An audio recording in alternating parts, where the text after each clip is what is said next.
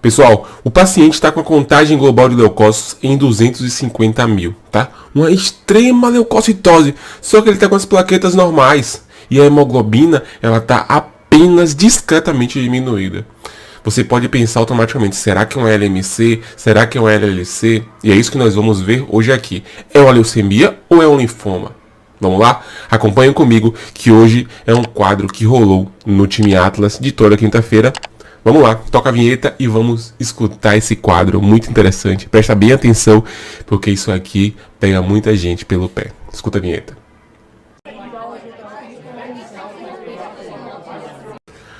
Vamos lá, pessoal. Ó, aqui nesse caso aqui interessante, a primeira coisa que a gente vai conversar é quem trouxe pra gente, né? O quadro foi dessa semana, nesse caso interessante, ele veio lá do time Atlas, né, no grupo do Telegram dos membros do time Atlas, e veio de Milena, né? Milena Reis, tá vendo ela aqui em cima? Tem até uma fotinha dela aqui, tá vendo? Milena Reis aqui em cima, ó. Ela falou o seguinte, presta atenção, o paciente não tem nenhuma queixa, não tá sentindo nada, não tem queixa alguma. Disse apenas que está com inchaço nas pernas, é renal, hipertenso e procurou um cardiologista. Então, é uma informação interessante, já que o paciente está com a contagem global de leucócitos muito alta. E aí você começa a pensar, poxa, como é que pode, né, um paciente com tanta alteração assim no hemograma e não está sentindo absolutamente nada? E ele acabou de descobrir que tem alguma coisa através de uma consulta que ele fez com um cardiologista. Só a informação que o paciente é renal e hipertenso. Então, o que a gente vai começar aqui a analisar, como sempre, vamos analisar o histograma, né?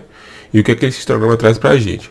E o paciente, ele está aqui, ó, se você vir aqui em WBC, que é a contagem global de leucócitos, está em 250 mil.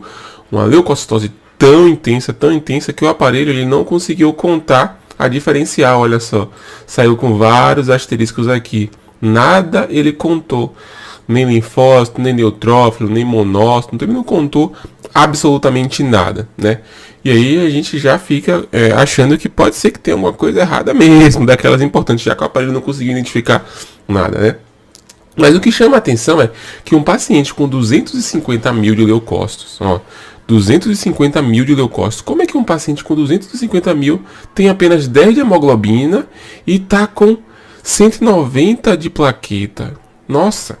Se a gente pensa em um quadro de leucemia aguda, né, o paciente com 250 mil, essa hemoglobina aqui de 10,8 provavelmente estaria lá em 7, em 6, e essa plaqueta estaria em 190 mil. Então a gente estaria muito menos de 190 mil, desculpa. Ele estaria lá em torno de 70, 60, 50 ou até menos do que isso. Então, a princípio, quando eu pego um histograma desse, eu não penso de cara em uma leucemia aguda. Eu penso que pode ser algum processo crônico, ou um mieloproliferativo crônico, ou um linfoproliferativo crônico. Mas aqui, ó, se a gente tivesse aqui o aparelho ter feito a contagem diferencial, a gente conseguiria suspeitar se era linfoproliferativa ou mieloproliferativa. Mas nesse caso a gente não conseguiu aqui, então não tinha como suspeitar. O aparelho liberou alguns flags, né? Ele disse que o WBC, né, o leucograma está anormal, e tá, né, você consegue observar que a gente tem aqui um número, asteriscozinho no lugar dos números. Ele disse que o histograma também foi anormal, então o gráfico de dispersão do aparelho está anormal, não está aqui, mas ele estaria anormal.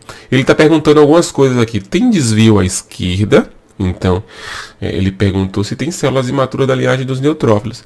Perguntou se tem linfócitos anormais ou linfócitos atípicos e avisou que tem leucocitose. Ó, com esses flags aqui eu também acabei de não conseguindo chegar à conclusão de se era mieloproliferativa ou linfoproliferativa, porque ele está perguntando se tem desvio à esquerda, né? A gente vai confirmar na lâmina para ver se tem, pode não ter, e ele fala também de linfócitos, então fiquei bugado aqui, será que é mieloide, será que é linfóide? Mas claro, pessoal, a gente está aqui avaliando o histograma antes de começar a contar a lâmina. E aí a gente agora vai para a lâmina para analisar os dados, comparar com os dados que a gente encontrou no hemograma. Quando a gente entra aqui na lâmina, a gente já observa que tem coisa estranha aqui acontecendo. E que não é mieloproliferativo, né? A gente não está vendo desvio à esquerda nesse campo. A gente observa aqui em cima, né, a coisa mais fácil de observar, uma coloração maravilhosa de Milena. Milena tá jogando duríssimo na coloração, nas alterações, assim, não deixa passar nada. Milena é uma membro do time Atlas recente e já está, nossa, sucesso, tá? Parabéns, Milena. Coloração também muito boa. A coloração que ela usa aqui é o Leishman, tá? Uma coloração muito boa. Que ela já passou o protocolo lá pra galera do time Atlas. E quem usa Leishman também vai ter uma coloração boa.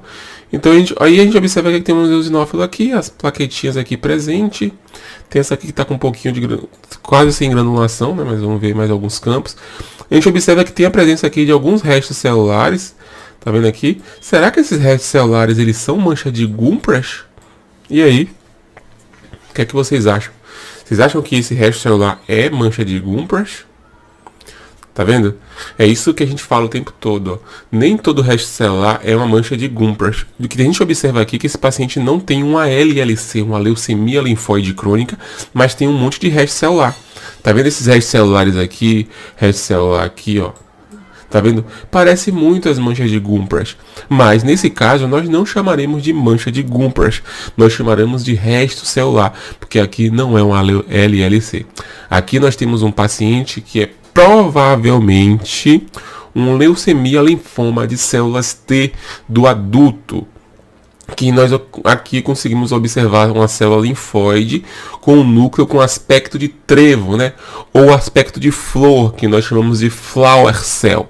Então, se você olhar aqui, a gente tem célula linfóide com a cromatina condensada, né? Uma cromatina frouxa e nem tão condensada, não, é assim. É uma condensação de linfócito, mas não é aquela condensação absurda. A gente consegue observar aqui, ó, que esse daqui, por exemplo, está com condensação bem intensa, com coloração do núcleo bem escura. Mas o daqui, apesar de ser condensado, ele está com coloração mais clara. Aqui também é um linfócito linfomatoso, né? Uma célula linfomatosa do linfoma de células T do adulto, né? E aí a gente tem aqui no próximo campo, ó, mais células assim, algumas com essa aqui, por exemplo, ó, que está com o núcleo convoluto, uma parte por cima da outra. Esse aqui é um linfócito já mais típico. E olha o resto celular aqui, tá vendo? Esse aqui com o núcleo bilobulado. Esse aqui está com um terceiro lóbulozinho aqui. Olha esses aqui, ó, tá vendo? Esses aqui já fazendo sim o trevinho. Esse aqui com o trevo bem definido, ó. Tá vendo? Mais resto celular, mais linfócito.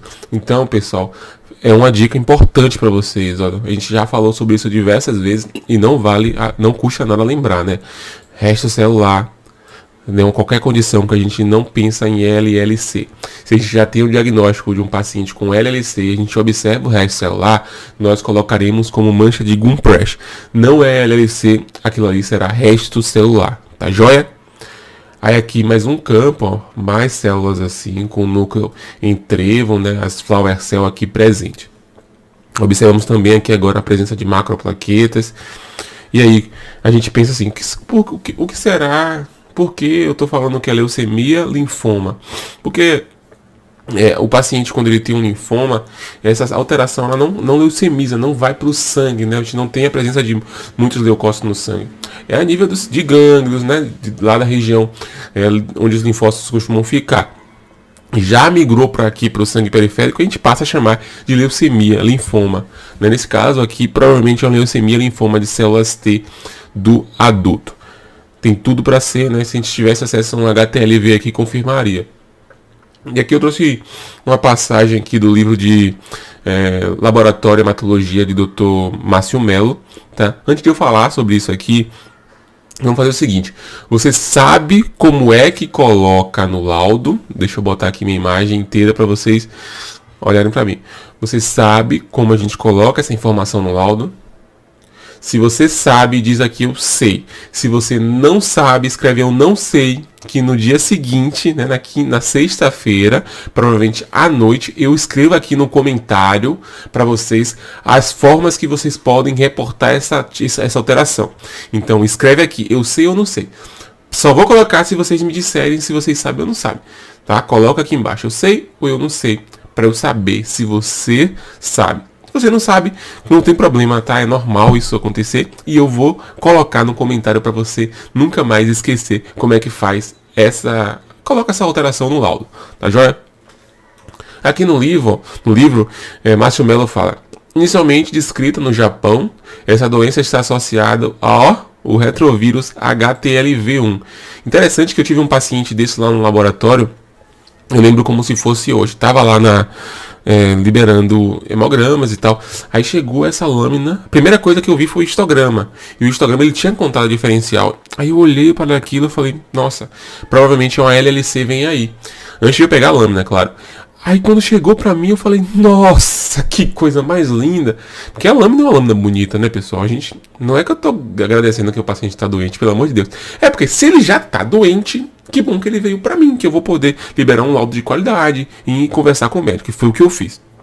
Aí quando eu tenho lá no microscópio, o silêncio, tá toda uma conversa, né, zoada no aparelho, os aparelhos fazendo zoada lá no laboratório.